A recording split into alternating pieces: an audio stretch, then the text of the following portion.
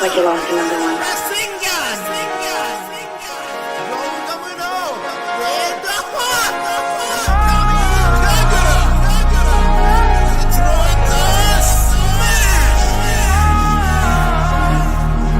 Domain expansion. Do you ever wake up wishing that you were greater? Walk through that open door, tell the ops see you later. Wish you could lift up a mountain or maybe raise the dead, destroy an entire planet or even generate bread. Do you wish that you were strong or had magical lies that keep a warp reality so that nobody dies? Conquer the minds of millions, tell the millions of lies. Rewrite all the constellations and celestial skies.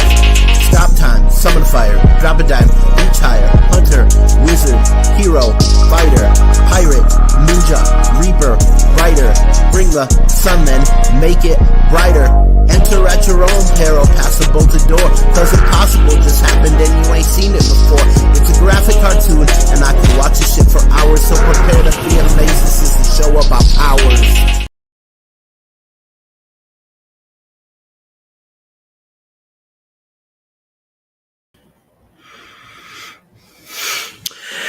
Hello, everybody. My name is Afro XMSA. That does stand for Master of Supernatural Abilities. It was kind of weird how the beginning kind of fell off there, but we're gonna get right into things. So, hey, we already got one of my new buddies here, Dakota Gibson. Welcome to the stream. He says, let's go. So yes, today we are going to be talking about unlimited blade works is the power that we're covering today. But I'm going to go through all of the sponsors, all the stuff that needs to be said at the beginning of this while you guys answer a simple question. What two superpowers would you like to have?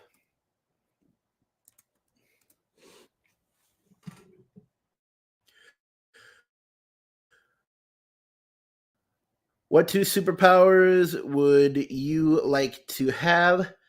That is the question. Answer it while I'm going through everything, and I will look at your answers afterwards. Hey, we got Trix, the anime hater, in here. Says, yo, right back, Trix. So happy you guys are watching. All right, so, everybody out there, you know the drill. Check out my Patreon. You can donate to the channel at www.patreon.com/AfroX.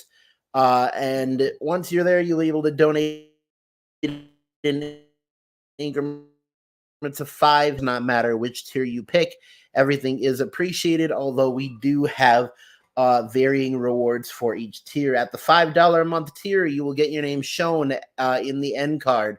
At the $10 a month tier, you will get your name shown and announced in the end card.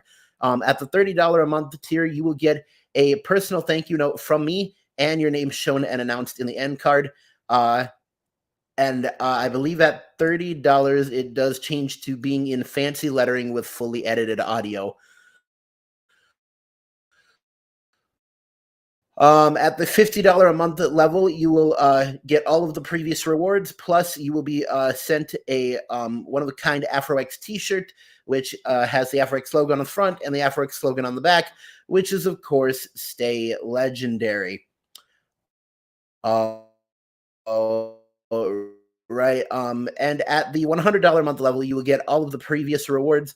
Plus, you will be on a list to be invited to every live stream that I do, where you will be given 5 minutes to plug your content. So if you want to get ad space on my channel, it's going to cost you about $100 a month.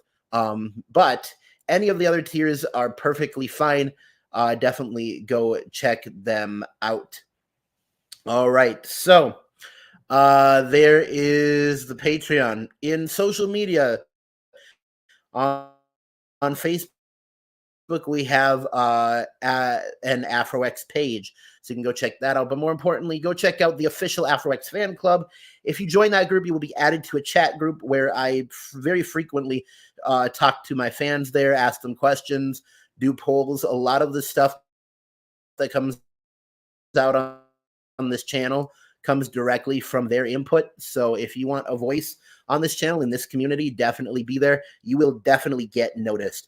Another way to get noticed is to check out the Discord, AfroX AMA. By the way, all the links to all these social medias are in all my edited videos. So you can find them in most of the descriptions on my videos, not in the lives, but in the edited ones. But yes, on the Discord, we don't do much on there because not a lot of people are talking. But once we get more people in the community, we are going to be doing more talks there, more polls, stuff like that. And if my internet can deal with it, I will probably be getting back to streaming anime. We can pick one and go through the whole series. All right. Well, a couple of final points.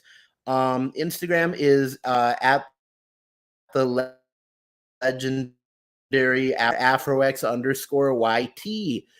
Go check that out. Trying to get to 1,000 followers so I can start doing lives. That would be a lot of fun. And on... No, I believe that's all of them. Yes, that is all of them because we do not have a Snapchat. All right. So that is all the stuff that needed to be gone through at the beginning. Let's check out the powers that our chat has picked. Trick says he would like environment, summon, and regurgitate. I don't know what regurgitate is. You might have to explain that a little bit better. But environment summon sounds very cool. That's kind of on the line of world create. But it would be so cool to be like, bam, I want a forest here. And a giant forest just grows wherever you want. Might make some people mad if you sent it through a city, though. Dakota Gibson here says, gotta be Lelouch Lamperouge's Gias power and Ichigo Kurosaki Sori powers, because why not? Totally, why not? Kind of interesting that you want to be able to mind control people. That's, I don't know what that says about you, but yeah. But yeah, Ichigo's Sori powers would also be pretty damn cool.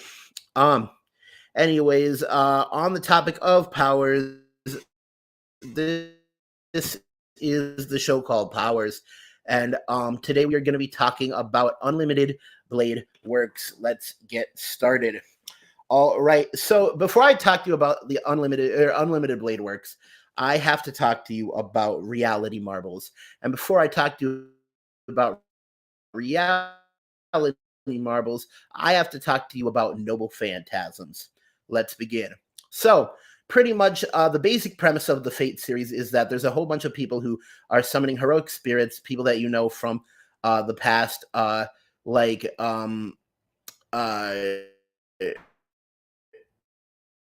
King Arthur, who is actually a woman, and I believe that's actually historically correct. Skewer me if it is not. Anyways, but yes, so there's like conquerors and kings and like Gilgamesh is one of the heroic spirits that's summoned. But yeah, King Arthur, there's a whole bunch of them. So pretty much they are people. There's a whole bunch of people who are joining in what is called the Holy Grail War, and they are all fighting using these heroic spirits, and they are all trying to win the Holy Grail. They're trying to win the Holy Grail because if you win the Holy Grail, you will be granted one wish that pretty much can do anything. So pretty much a Dragon Ball premise. So all of these heroic spirits, they have a bunch of different things that they can do different attacks. They have different classes that they're put into, and but the ultimate attack that they can do, their ultimate trump card to win a battle is called a Noble Phantasm, and every heroic spirit has a Noble Phantasm. And they come in many different shapes and forms, but pretty much their Noble Phantasm is designed to be something that represents uh, uh, uh, their glory or their story or everything great that happened in their lives. It is a something to like represent who they were. So, for example, King Arthur's noble uh, phantasm is the blade Excalibur, and in Fate Zero, it's a giant glowing blade that's like probably 150 feet tall, maybe 200. Anyways, so there's that. Or Lancer has uh I think it's like a really long spear. Gilgamesh has the gates of Babylon where he can summon any legendary weapon that's ever been known in legend. And pretty much the two characters we're going to be really focusing on today is Ryder, but to a bigger extent, Archer.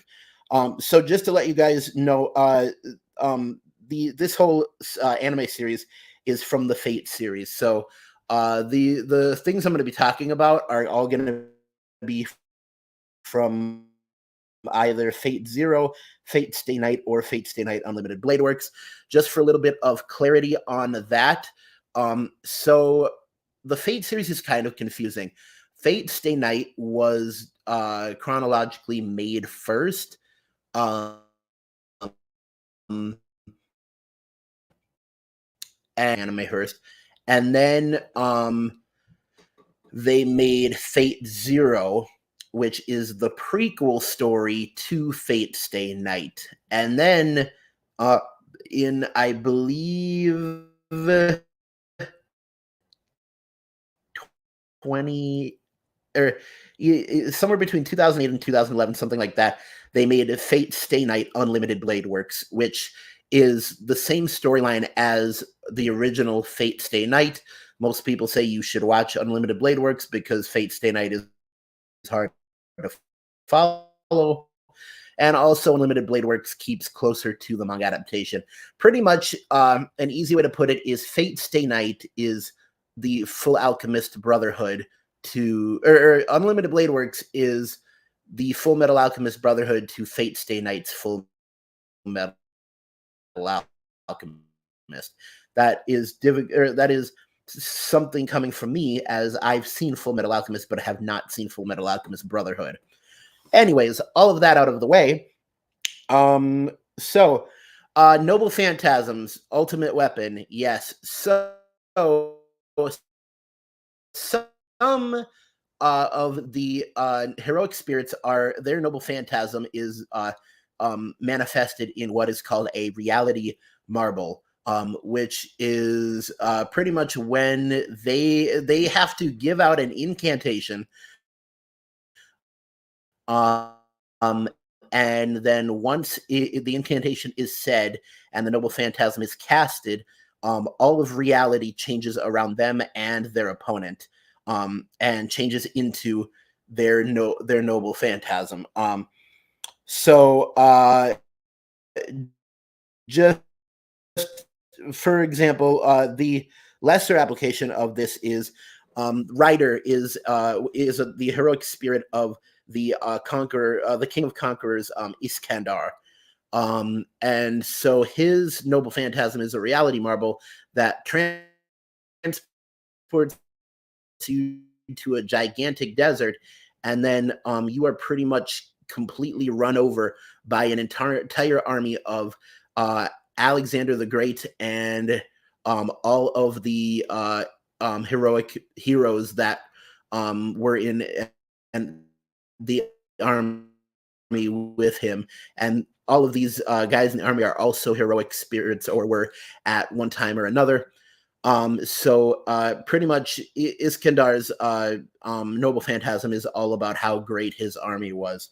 And the incantation to summon his noble phantasm is called the Ionian Hittyroi. Um, and the incantation to summon it is their bodies may return to ash, but their spirits still hear my call. These men are my legendary heroes, my loyal followers. They're my true friends, breaking the rules of space and time to fight once more at my side. They are my treasure within treasures.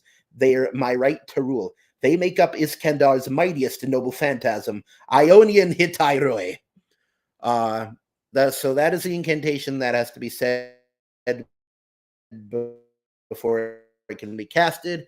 That is writers, but the pretty much the one that we're focused on today is Archer's Noble Phantasm Reality Marble, which is called Unlimited Blade Works. And in order to cast it, he gives out the incantation, I am the bone of my blade, steel for my skin, and fire for my blood. I have made over 1,000 blades, unknown to death, yet not known to life.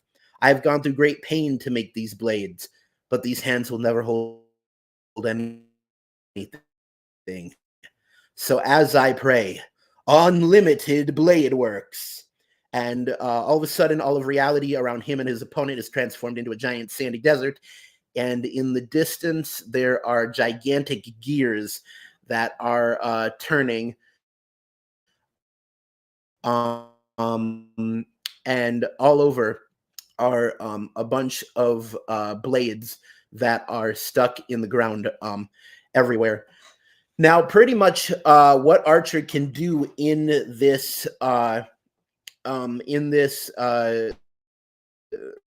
reality marble is kind of expand on what he already does, which Archer is able to summon any legendary blade that has ever been that he can think of, and I believe he can even create new blades. So pretty much he can summon an endless amount of blades to attack his opponent with within the unlimited blade works. And there is a big part that I could tell you, but it would completely ruin a big section of Unlimited Blade Works for anyone who has not seen it yet, so I'm not going to do that. But yes, you should definitely watch Unlimited Blade Works. Definitely get the experience for yourself because it is amazing. One thing I will say, which I don't think spoils much, is that two characters, Archer and one other character in the series, are able to do slightly different incantations, but they're both able to summon the unlimited blade works. So as for real world physics, this is kind of hard to talk about, but I mean, scientists have come up with the theories of pocket dimensions, that there are possibly places within our reality that have a thin veil to other universes, and those could be as small as your pocket or as wide as a boulder, the entrances to them. So there's always that possibility. Abilities that could counter. Okay, now we're actually thinking about if we are putting other characters from other animes into the Fate series. And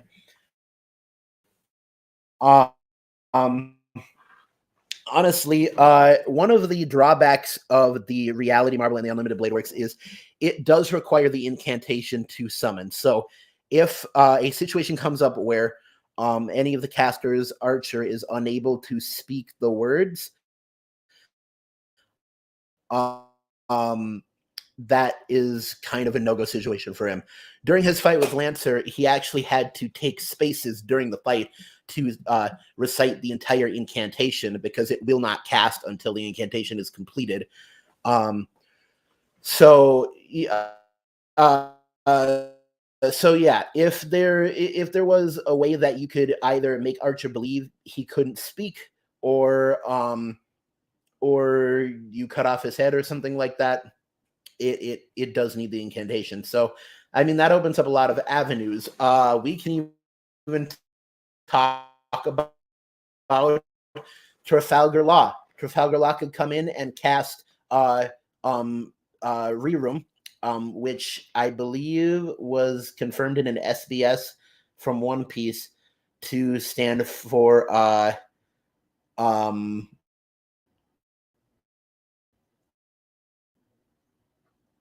reflection room, or it's something like that.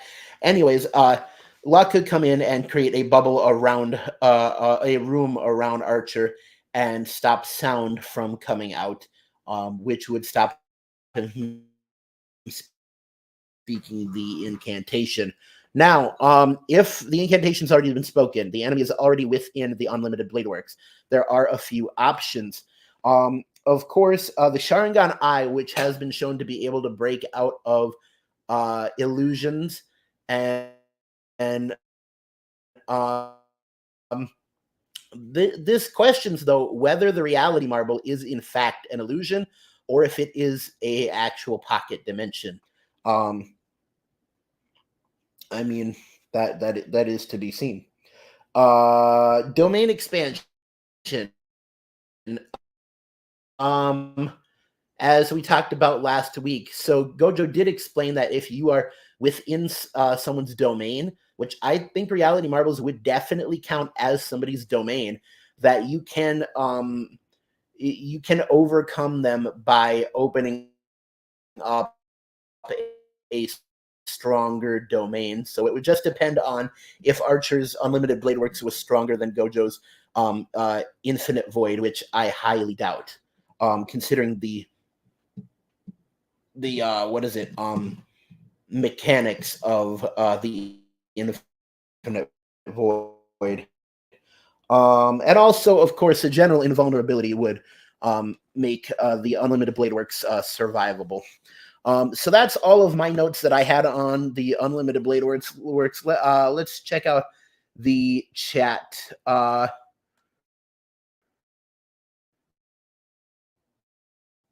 A little bit of expansion on tricksing regurgitation. The second power is ability to store objects, creatures' powers inside of me, and then I can throw them up to use. That's kind of gross, but I can see where you're going because Caribou from One Piece can do that, and that's pretty cool.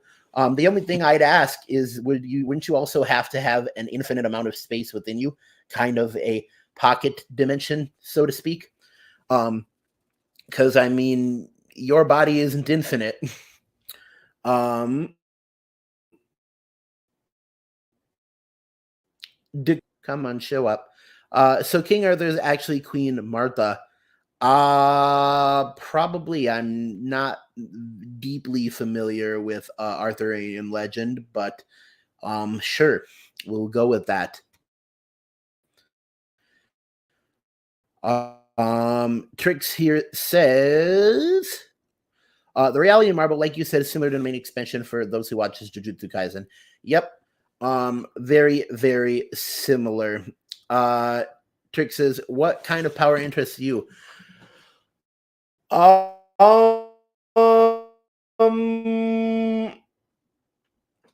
So mine have kind of changed recently because when people have asked me what two powers I would like to have, I've always gone straight to I would like the power to control time, not time travel, but control time. Uh, so pause, play, fast forward, rewind, slow down, speed up, stuff like, well, I said fast forward, but stuff like that. Control over time, pretty much the ability to edit time. And then the other would be the ability to summon and control fire, which I think would be really, really cool.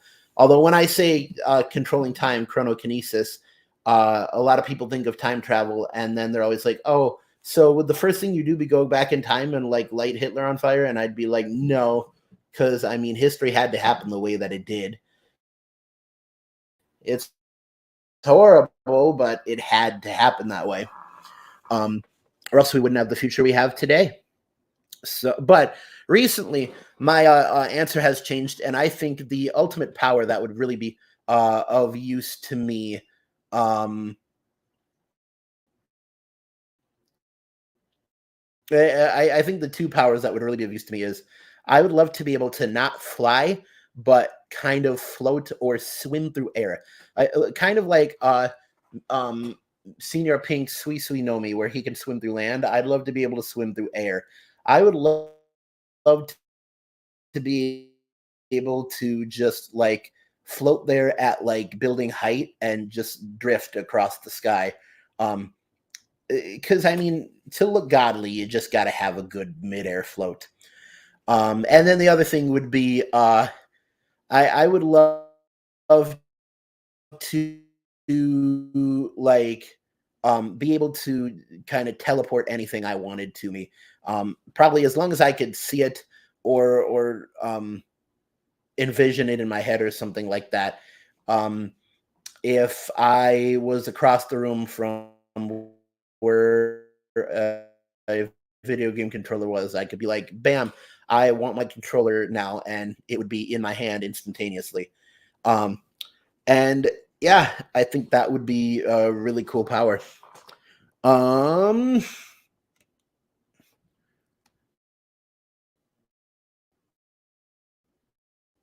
Trixer said the structure of these segments came out nicely. Thank you.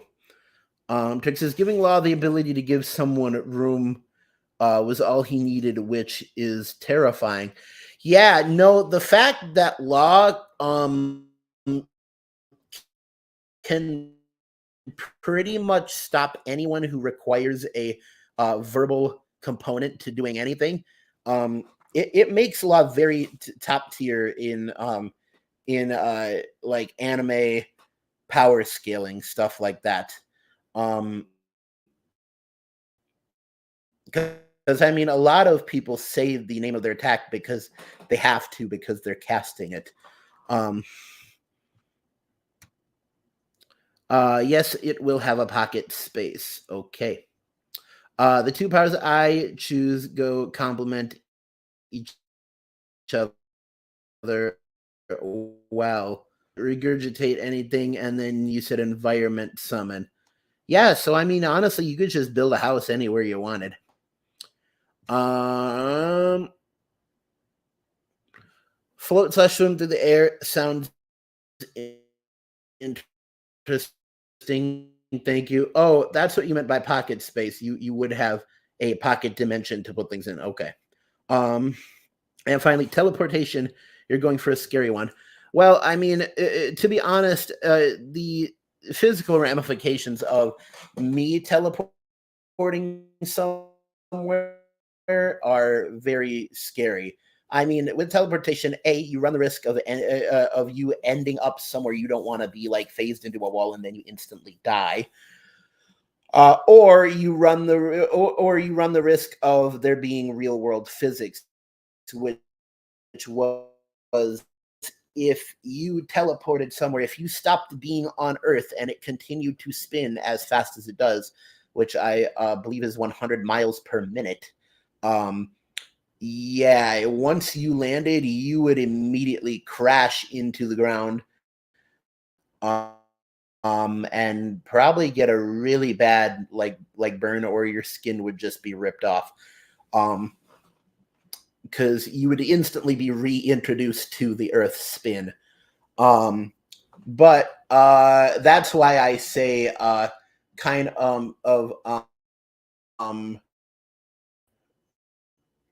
object teleportation would be fun. I mean, there's always the chance that, like with object teleportation, the object becomes a projectile, and that would be bad, or the object is destroyed, which would also be bad. But yeah. Um,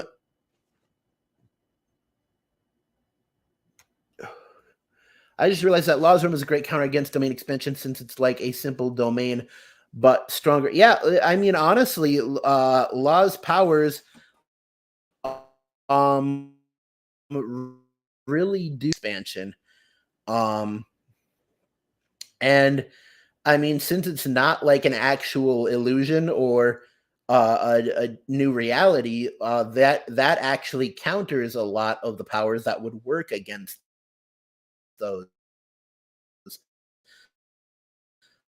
Like main expansion would work, but yeah, no, you have a great point there.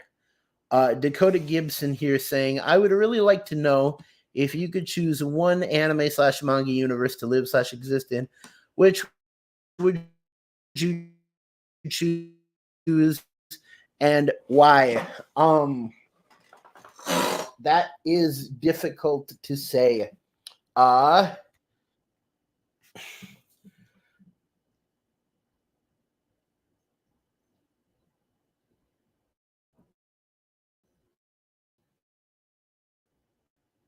I mean, logistically, I'd probably say either the universe of My Hero Academia or the universe of um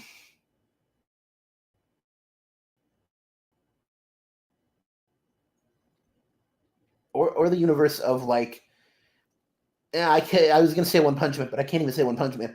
But like My Hero Academia or probably like Black Clover. Honestly, I'd want to live in any universe where there is an organized group of people that are actively fighting against evil. So if it came down to it, I'd say I'd want to live in the My Hero Academia universe. Mostly because the villains are so one-track minded on killing and defeating the heroes that a normal person that can't really do anything or maybe has like a random quirk is not going to be they're not going to be paying attention. Sure, I may get caught in a building getting destroyed by a fight, something like that, but I mean honestly the worst that could possibly happen is your city gets destroyed and like you die because like what is it, Shigaraki dissolved everything or something like that. Like that is the worst case scenario. But I mean, to be honest, there are so many heroes in My Hero Academia and like All Might that like the citizens of My Hero Academia are safe 99.9% of the time. Um, Also, I mean, if I got to be in the Hidden Leaf Village in Naruto, that's pretty safe as well. Nobody ever touched the Hidden Leaf Village. Like they got to the outside of the Hidden Leaf Village and they were shut down. Like the Hidden Leaf Village stand on stand on what's the word, promotion or presentation or something like that, or stand on principle. That's right. The Hidden Leaf Village stand on principle. Like ever since the Nine-Tailed Fox attack, ain't nobody that has harm going to the village getting in the village unless like Pain. You literally go above the village. Like they had no protection from above. Anyone could have killed them from above. Honestly, if Datara had shown up in the Hidden Leaf Village instead of the Hidden Sand Village, probably could have destroyed it. But we're talking in absolutes. So Hidden Leaf Village, very, very, very safe.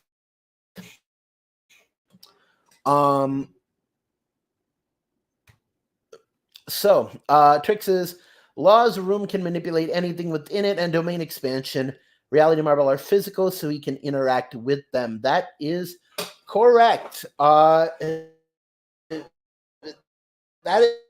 is actually a very good point. And also the fact that inside Law's room, like he easily could completely take apart either Gojo or what is it? Or Archer. I mean Gojo kind of, if Gojo hasn't activated his domain expansion yet, and honestly Gojo tends to play around. I mean, yeah, so he has infinity, so nobody can physically hurt him, but all of Law's attacks are done on the inside. In fact, I would be willing to go so far as to say I think that Law's K room, the kinesthesia room, where he puts like the bubble over his sword and then can stab people without them getting hurt. I think that could bypass Gojo's infinity, because if there's not damage actually like going into Gojo, it like his infinity wouldn't react to that. But yeah, also I think one of Gojo's weaknesses, and this I haven't seen all of Jujutsu Kaisen, so this might be what it ends up being his downfall, is that Gojo is so confident and full of himself that he doesn't think he can lose. And so I don't think Gojo would go into a fight with Law taking it seriously, which would be his downfall, because as soon as Law opens up a room, he can totally disconnect all of Gojo's body. He can do K-Room. Honestly, Law kind of solos all anime universes. I just got to put it out there. Trafalgar Law solos your universe. But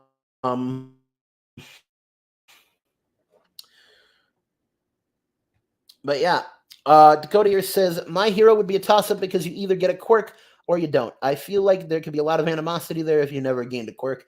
Honestly, I'd be happy not to have a quirk, because having a quirk in My Hero Academia makes you a target. If you don't have a quirk, nobody gives a shit about you. And like, there ain't no villain going looking for a quirkless wonder.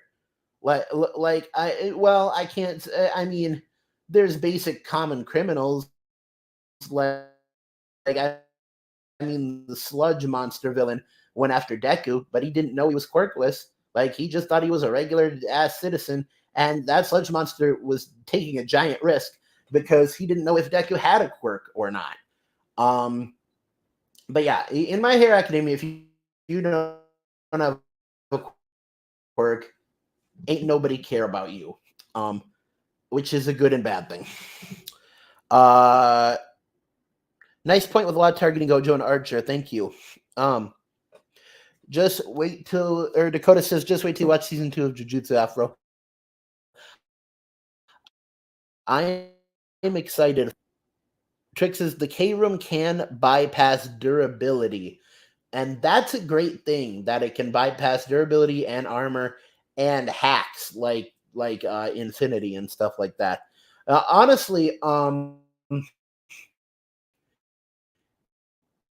Gojo would easily be beaten by anyone who can affect the inside of his body without doing anything to the outside of his body. Yeah, I mean, Gojo dies to the Death Note. I hate to say it, but Gojo straight up. The Obi fruit is insane. Wrong, incorrect spelling of it, but you have a great point. Yeah, the Obi no Mi is pretty crazy, and I'm glad that Luffy has Law on his side, sort of. One of my big theories is that in the end, if Law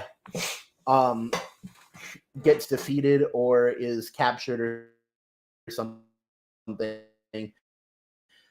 that in the end, to make him a true god, Law will give his life to give Luffy the immortality surgery, which would be pretty awesome. But I mean, I'm surprised more people in One Piece aren't after the immortality right there. No pun intended, since his body is pretty much made completely out of string. But yeah. Trick says, honestly, Law is a good counter. He's a great counter. And speaking of counters, next week we're going to be talking about Itachi's Tsukuyomi, and specifically his Tsukuyomi, not what is it, Obito's Tsuki no Mi or Madora's Tsukiyomi. We're going to be talking about Itachi's Tsukuyomi. The first 3 episodes of this are all going to be about reality warping powers. And then the 4th episode, you brought up counters.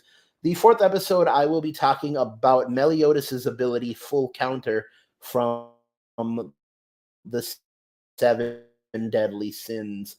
So that is the plan for the next 2 weeks. Itachi Tsukuyomi, Meliodas' full counter, and then we'll see where we go from there. But yeah, honestly, that is 40 minutes in. We've had such a good time tonight. I keep forgetting, but I want to start doing voice acting impressions on here. That would be fun. Trix is nice. No one really discusses that eye technique. Thank you. But yeah, that is all for tonight. Keep YouTubing YouTubers. Don't fight the fro. And always remember, unlimited blade works. Stay legendary, YouTube. Bye-bye.